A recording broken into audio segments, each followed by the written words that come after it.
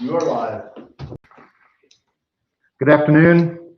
Chairman Flack is out of town today, so I'm Alan Briley. I'm the co-chair, and I'm going to be hosting this meeting, so to speak. So we're going to call this meeting to order. Stephanie, would take a roll call, please.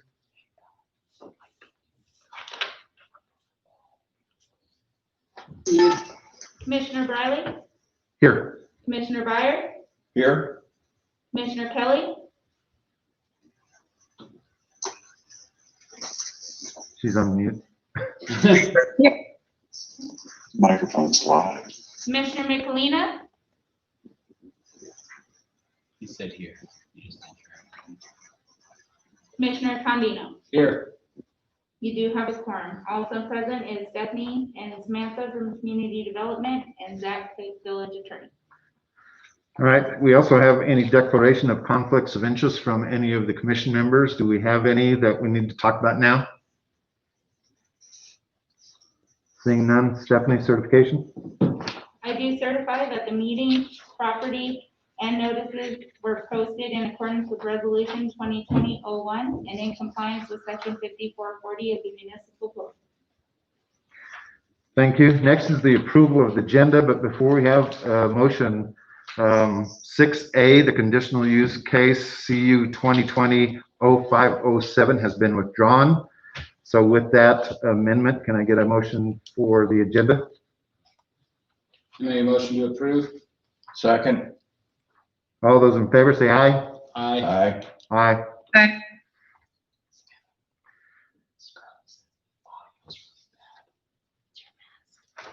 Is it allowed? Can we take our masks off for clarity? I'll do it anyway.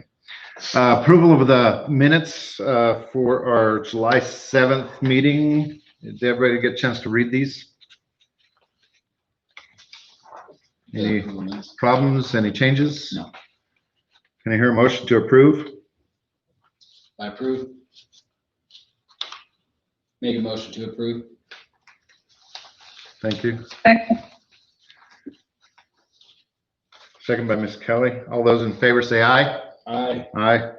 Opposed? Ron, we can't hear you say aye or nay. What's the deal? Yeah, Ron's unmuted. All right, public input. This is our public input section to where somebody can talk about something that is not on the agenda today. And so if there's anybody that wants to talk about any item that's not on the agenda, would you please speak up, please? What the hell? Was that a comment for the record? No.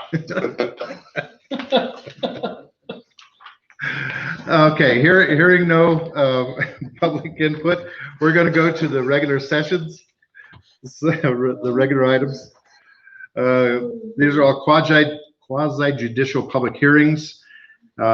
B is a variance approval request, case PV 2020-0533, Paul Martin, requesting a variance to encroach 9 feet into the regular 10 feet side set yard setback and 10 feet into the front yard setback as designated by the C2 Community Commercial District.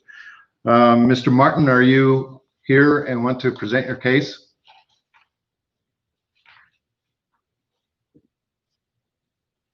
Oh. Mr. Martin, you're asked to unmute.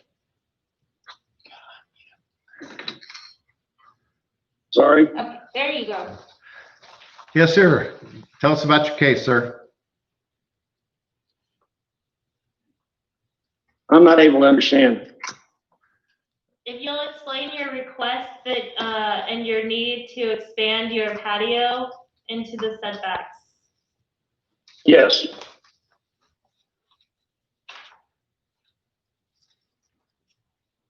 So Mr. Martin, they would like for you to give a description as to why you need to expand your patio and, just describe your request.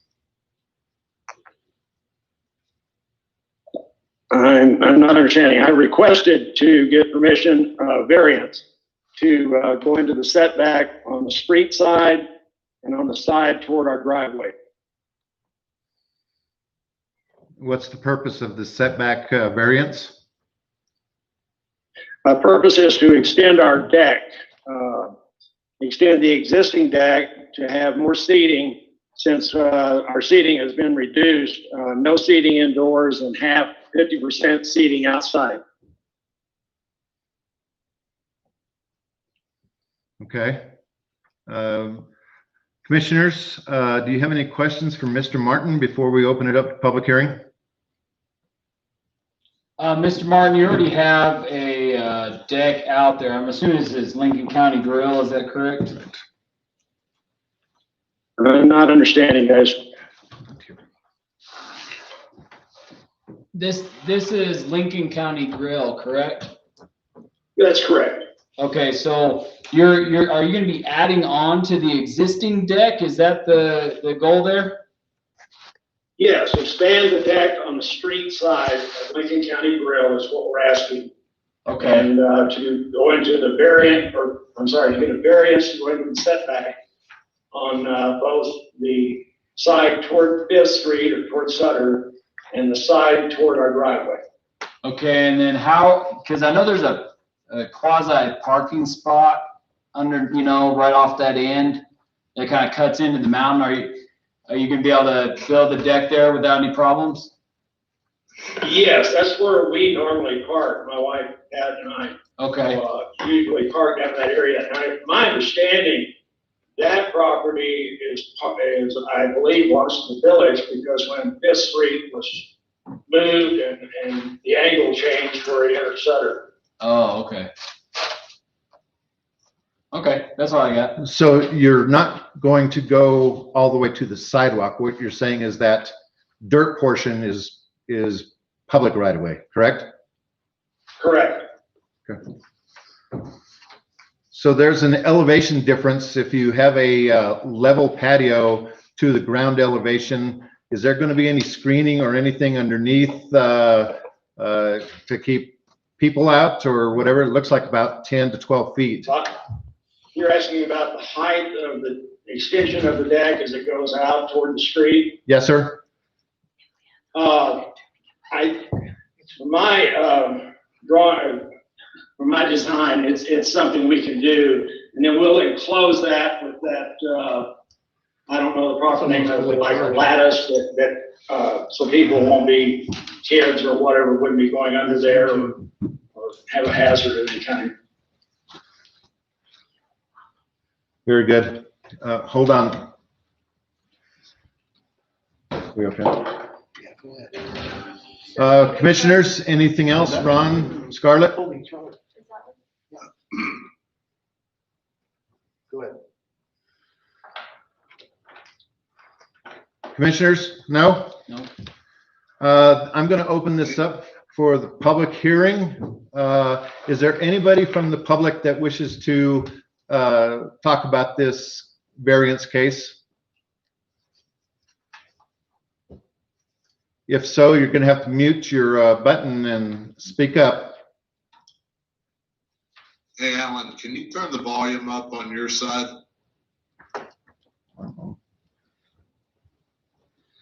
Are you not hearing him well? Is that it? No, not hearing. Okay, this is your mic right here. Okay. It might be an Everybody's having some. Everybody is. Is that any better, Ron? Yeah. Okay. So this is the part where I'm asking the commissioners if they had any comments. No. And we have public hearing, and if there's no public to talk about, I'm giving one more last call. Seeing none, I'm going to close the public hearing. Commissioners, any questions or any comments or any motions? Based on foregoing findings, in fact, for section 54-66 of the village code, I move to grant the request of variance in case number PV 2020-0533 with the conditions stated in the case report. Second. We have a motion and a second. Can we have a roll call vote, please? Commissioner Briley? Yes. Commissioner Byers, Aye. Commissioner Kelly, Aye. Commissioner Michelina, Aye. Commissioner Trondino, Aye. motion carries. Thank you, Mr. Martin. Start building some decks. Okay, thank you much. Bet. Next on the agenda, we have public hearing case for a rezone request, case number RZ 2020-0534, 110 Starlight. Is petitioning to rezone their property from an R1 single-family resident to a C1 neighborhood commercial district located at 130 Starlight Road in Ruidoso. So, do we have anybody from Starlight LLC that wants to present this? Yes, this is Brian Kurtzwan. Yes, sir. State your case. Sure, and I'd like to defer to Mr. Tim Baker with Chelsea Corporation. He can speak more directly to the whole rezoning.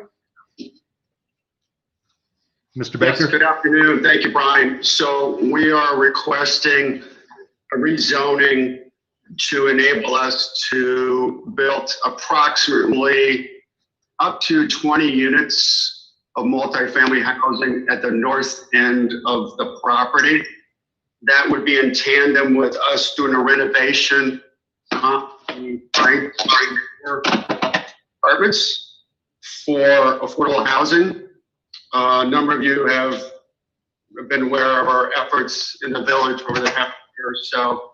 And we believe that acquiring the Pines of Cray Manor, renovating it to a modern spec, because it's 50 years old, most of the tenants, if not all the tenants, would remain there because they fit our demographics.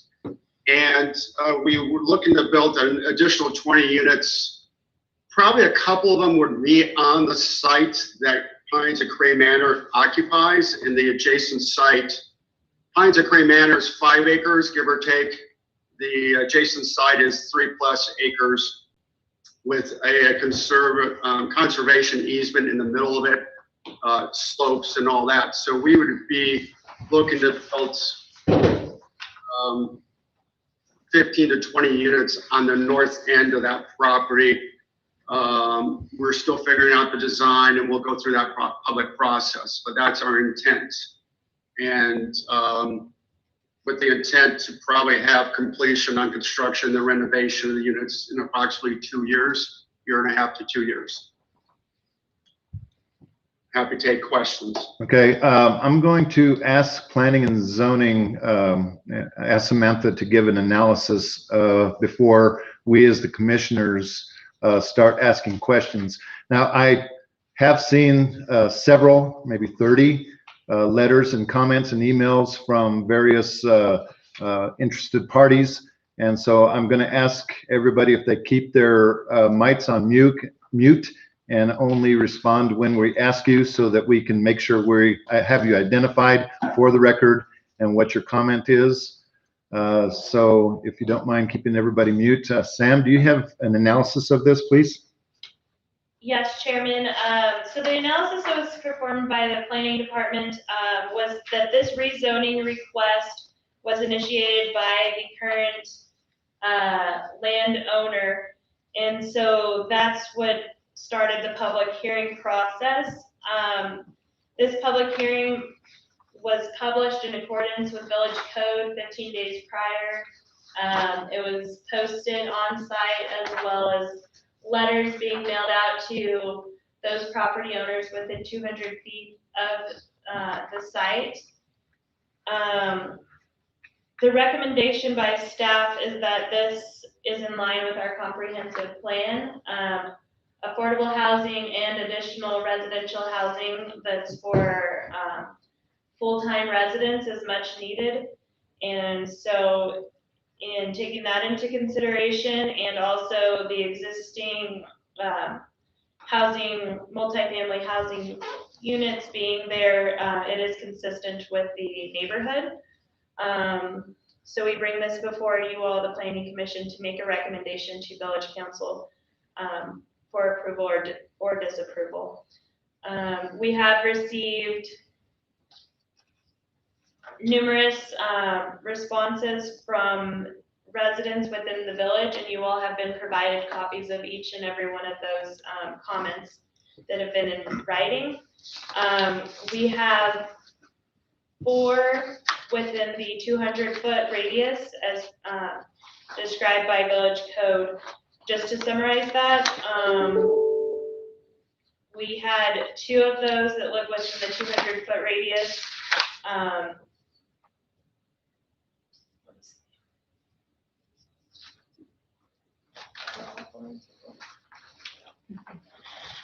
Sorry.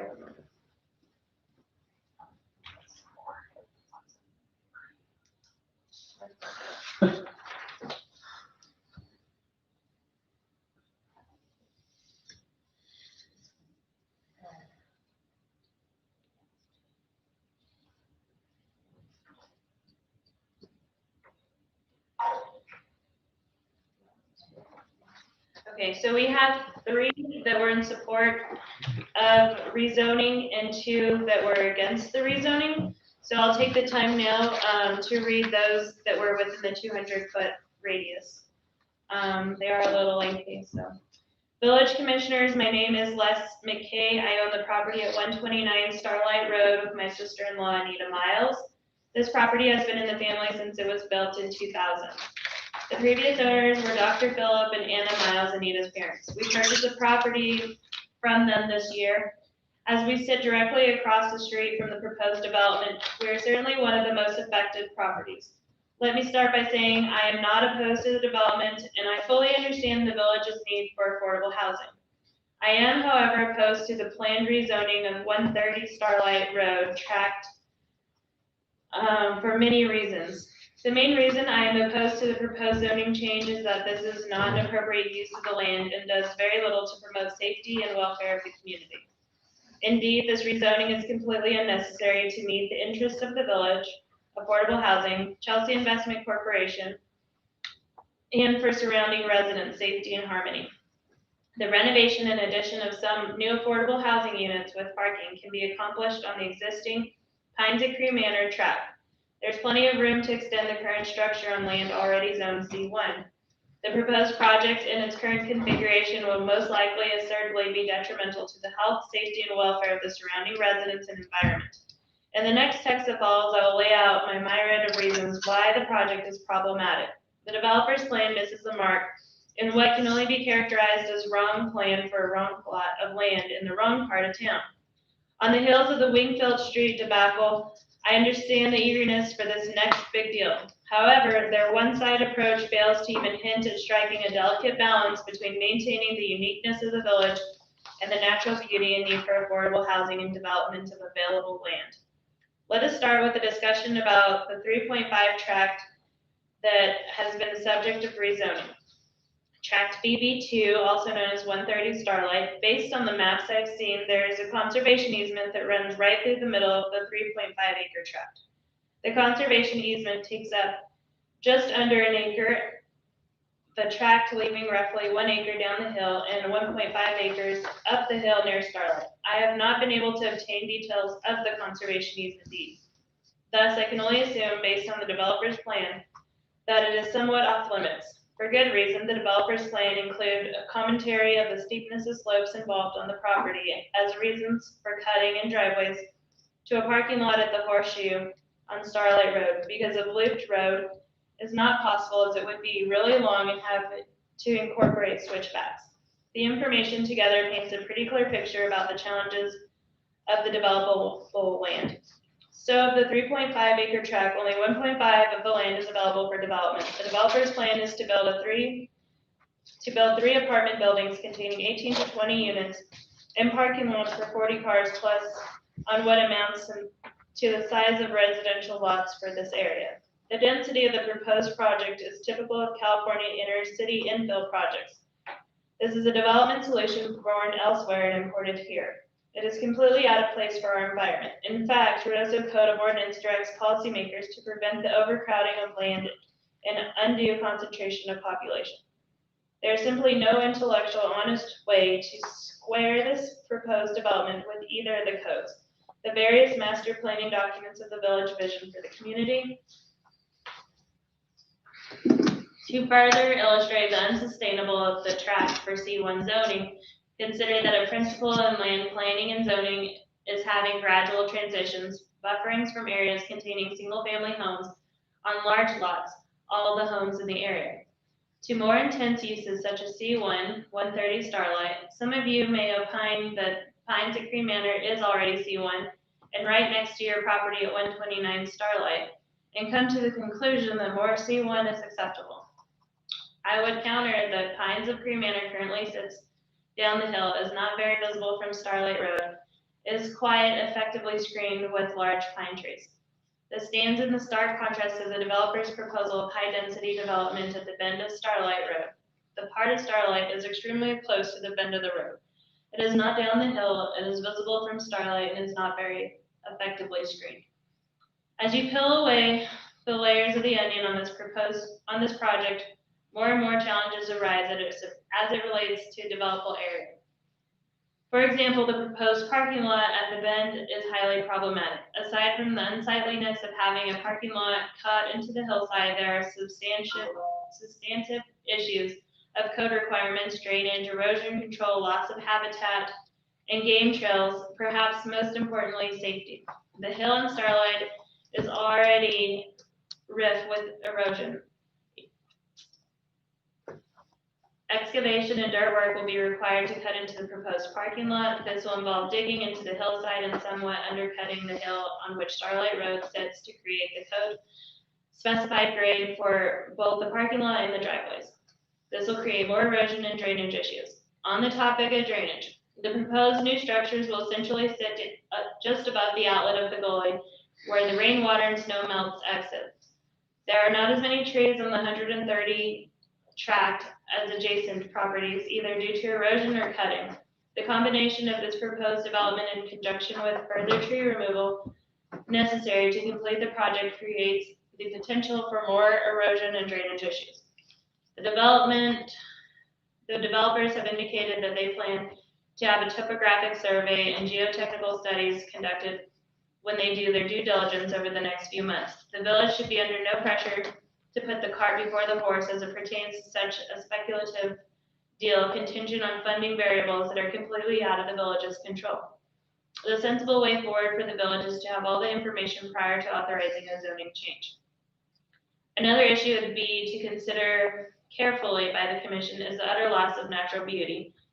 On the 130 tract, due to the development, the land qualified for a conservation easement at some point for a reason based on my knowledge of the property, I suspect was to preserve the wildlife habitat. Heavy equipment will be required on this project and they will most assuredly have to operate on the conservation easement. This tract is loaded with game trails and will utterly destroyed by the development. On any given day, gray foxes, deer, elk can be seen on these game trails. Further, this area is known habitat for the northern flickers and hummingbirds. Another interesting note about this tract is that it has more floral biodiversity than adjacent areas for some reason. A prudent way forward is to conduct a wildlife impact study for greenlining any zoning changes. Starlight Drive is very steep as you enter off Paradise Canyon Drive and remains relatively steep up to High Loop Drive. The horse bend is a sharp turn, but not overly so. However, when you add ice and snow conditions, the picture changes drastically. The notion that Horseshoe Bend on Starlight is a reasonable location for a parking lot and two driveways appears highly suspect. The slope and curvature of the roadway and the elevations involved and known inclement weather issues combine to illustrate the potential dangers of this reckless design, creating a situation whereby cars will be pulling in and out of two separate driveways at the bend on Starlight. Given the roadway and weather characteristics, is a recipe for disaster. The configuration appears to do absolutely nothing to promote or enhance the safety and welfare of the community. As a public safety official myself, I believe this configuration is dangerous. I encourage the village to ask their public safety officials to review the design and conduct a site visit to get their opinion. This type of due diligence should be carried out prior to obtaining zoning changes predicted on what may turn out to be a design that in no way contributes to the safety and welfare of the community. Affordable housing developments best serve those that live in them by being approximate to employment opportunities, by being close to transportation, by having retail shopping in the vicinity, by restaurants, grocery stores, and entertainment. This development calls for situating further development in what amounts to a single-family residential neighborhood that has none of the aforementioned items. Jobs, transportation, dining establishments, entertainment cannot be found within the general area. Perhaps these truths underscore why Pines at Cream Manor has failed to prosper. Doubling down on failure doesn't seem like a sound strategy.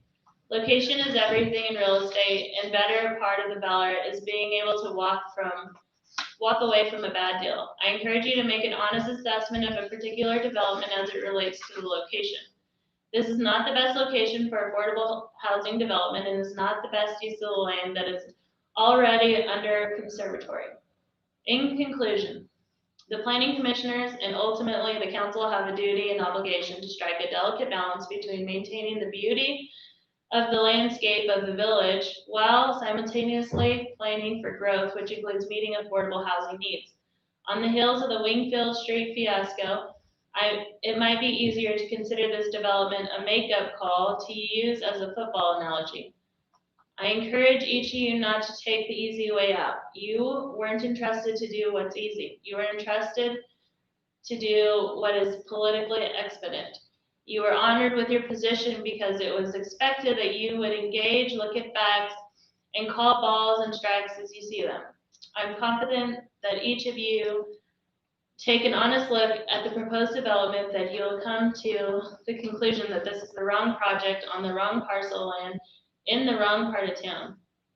A vote to recommend this rezoning is a vote to obliterate the character of the village, to import California infill density solutions in Ruidoso, New Mexico, to violate the municipal code, to look the other way to untold amounts of environment and wildlife destruction, and lastly, to completely disregard the safety and welfare of the community.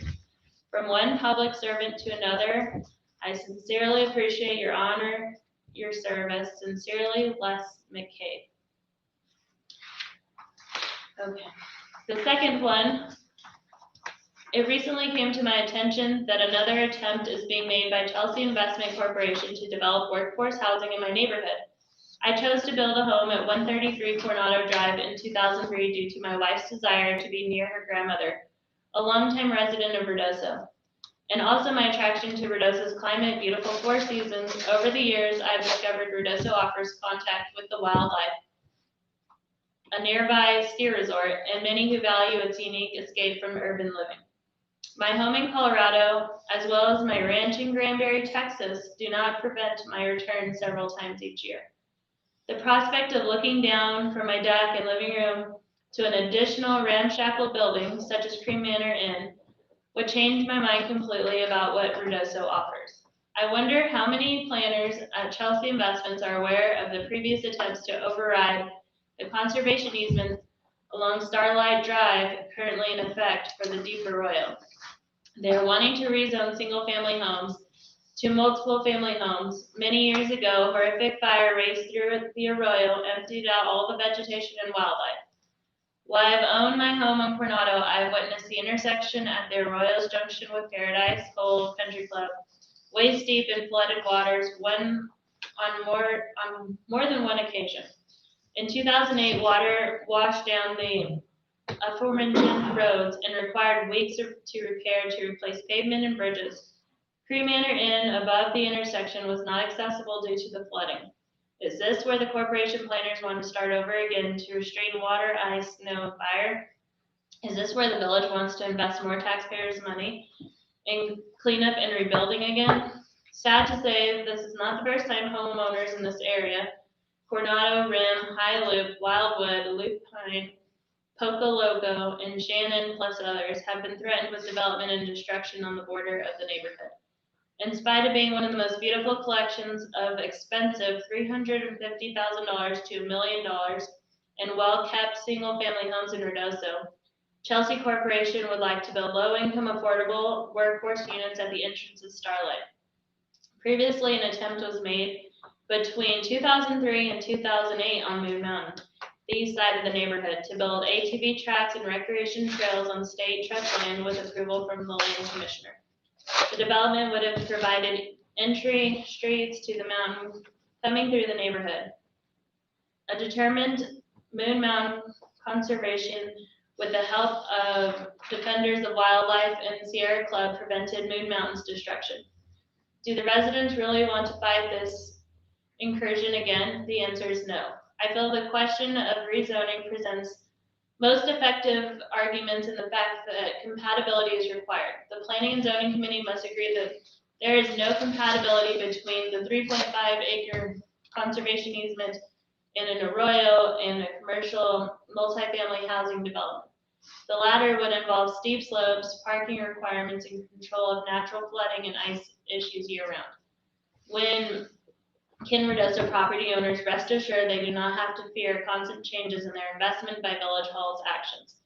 Is this just an ambitious attempt to line a developer's pockets? Most of all, Ken Rudoso residential property owners trust that they will finally found a natural haven in the mountains to escape the fast-paced pandemic world we all live in. Cordially, Bernardo Pana. My name is Danny Carlson, and I write to you as a resident of Cream Manor Apartments. I noticed in a couple of online forums that the city of Rudoso is currently taking comments regarding the rezoning of a piece of property adjacent to Cream Manor Apartments in order for the property to become low-income housing. For the record, I'm in favor of the rezoning as well as the current property changing to low-income housing. Despite what some people are saying, in my opinion, there would be absolutely zero impact on property taxes, crime, safety, and threats to the habitat. If this property were to become low-income housing, my understanding is that there would be a lot of money put into the aesthetics and fixing up. It would be much needed to boost the property as well as adjacent properties. Thank you for taking the time to read this email, Danny Carlson. As a former 3-year resident there at Cream Manor, I definitely agree with the do-over of that property. I know it's an older place and has been a part of Rudoso for quite some time now. I noticed there might be some land out about the area for expansion. The property itself can use a dramatic maintenance and remodeling, and not sure if the owner would be able to keep up with the wear and tear there any longer. I've read about the village looking into new plans to build more apartments someplace. Perhaps this could be an additional expansion for that. Just my thoughts. Thanks for reading, Alvin. I'm a current tenant at Cream Manor, and while I like living here, I can see that it's an older complex that could use some TLC. I hope the village of Rudoso, which is already severely short of affordable housing, will be able to not only retain these affordable units, but also add an additional 20 units. I envision that the experienced professional team could come in and dramatically improve and expand upon what's already here, which would benefit not only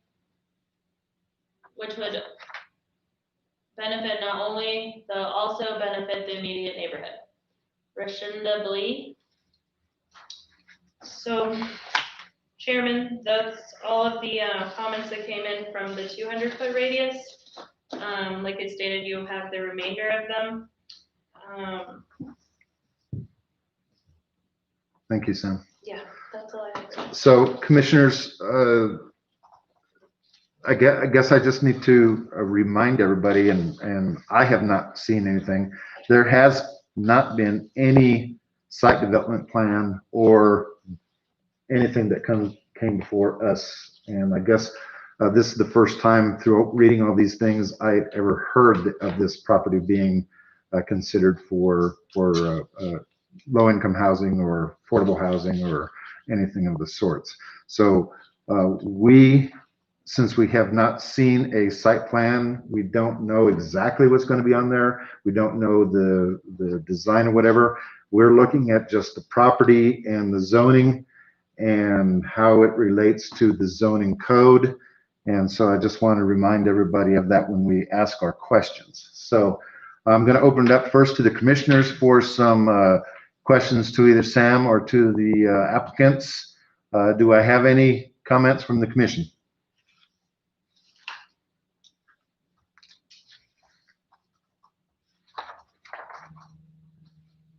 Hearing none? Oh, go ahead. Yeah, So to be clear, site plan and approval and development, all of those will be at a later date. Correct. That, this is the first step. Right now, the current property owner is requesting a rezone of his lot he owns that is contiguous to his property that is zoned C1.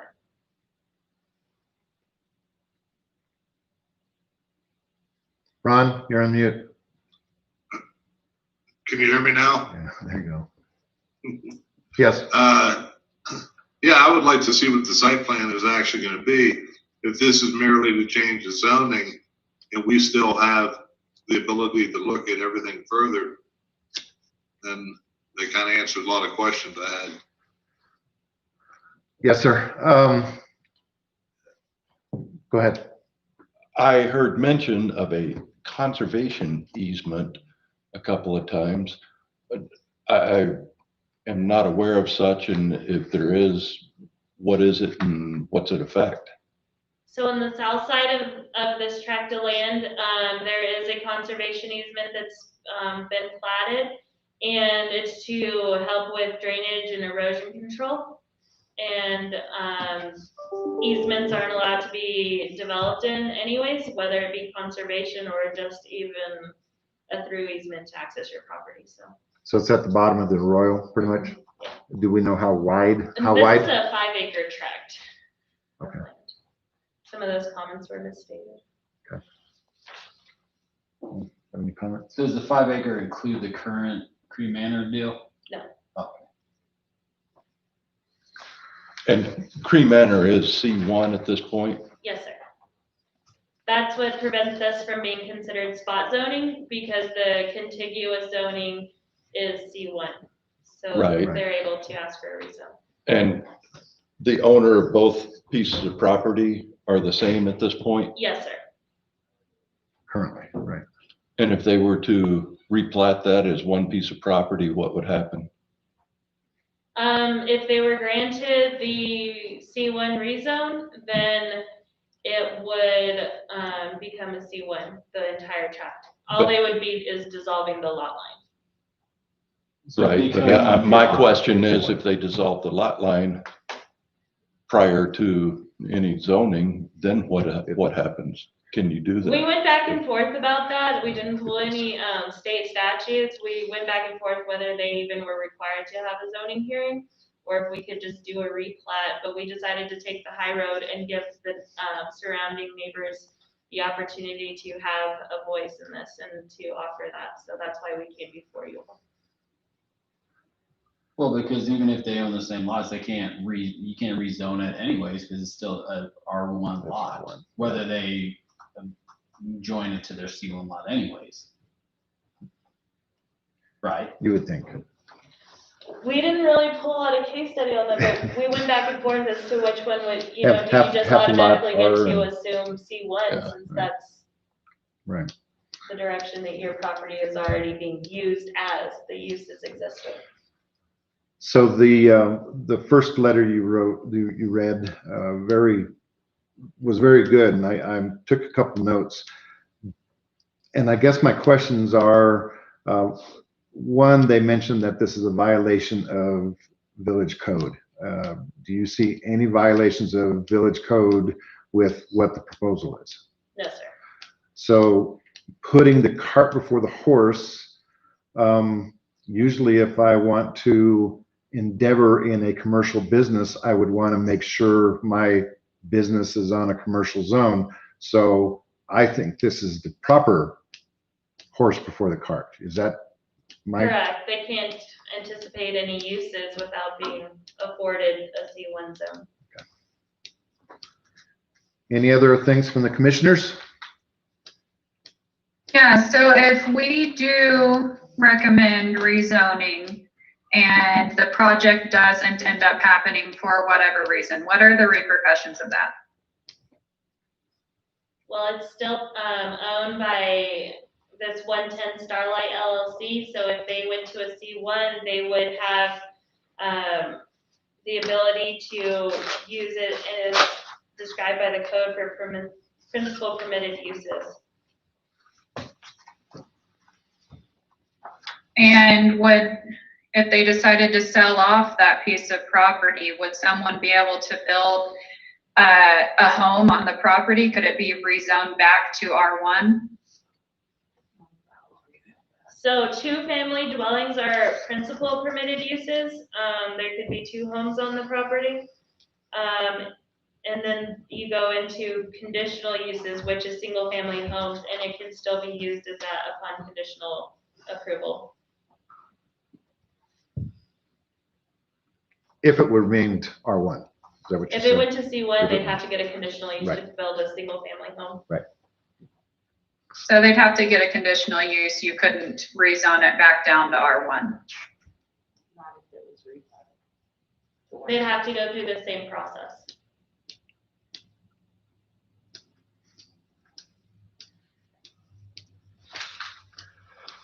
Is there any legal situation here? Again, commissioners, we are just making a recommendation to the village council. And so with that, again, if we go forward, it's still the council that says yes or no to the ultimate decision, because this is it's an amendment to the code, amendment to the plats, and it has to be done by the village council. So I'll go ahead and open it up to public hearing. Oh, excuse me, wait a minute. Oh, sorry to keep everybody on the line, but there's been a request for a 5-minute. Oh, I'm sorry.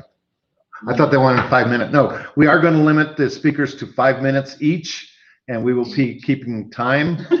Please, if somebody has already mentioned something that you've already heard or that has already been read, instead of going into great detail of what you're saying, let's go ahead and just keep it to a minimum and say, I agree with this person or whatever. So how do you want to take, you want to go alphabetical? You want to go that top left corner guy? Sure. So that's Sue and Ray. That's me. Yes, it is. So, Mr. Albert, you are first up if you want to make comment. You gotta unmute your mic.